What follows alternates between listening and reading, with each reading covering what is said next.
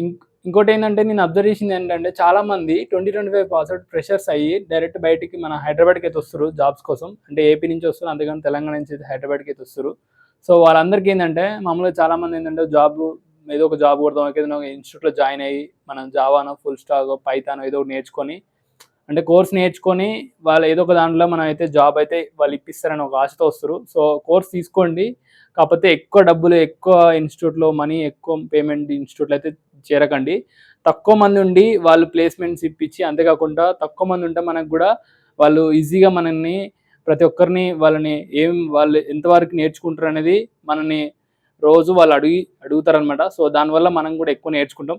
So తక్కువ మంది ఉండే దాంట్లో మీరైతే జాయిన్ అవ్వండి. దానివల్ల మీకైతే యూజ్ అవుతుంది. సో అదొకటి ఏందనమాట, అదొకటి చెప్పడానికి అయితే ఈ వీడియో తీస్తున్నా. ఇంకోటి ఏంటంటే ఇట్లాంటి ఇన్స్టిట్యూట్లో అంతేకాకుండా మీరు నౌకరీలో కూడా జాబ్స్ అయితే అప్లై చేస్తారు. అంతేకాకుండా లింక్డ్ఇన్లో కూడా మీరైతే జాబ్స్ అప్లై చేసుకోండి. ఎప్పటికప్పుడు రోజు అప్డేట్స్ అయితే మాకు అనేది ఈవినింగ్ టైంలో వస్తాయి. ఆ ఈవినింగ్ టైంలో మీరైతే జాబ్స్ అయితే అప్లై చేస్తే మీకైతే జాబ్ అనేది పక్కా వస్తుంది. సో అదొక్క హోప్తో మీరైతే జాబ్ అయితే కొడతారు అనుకుంటున్నా నేనైతే.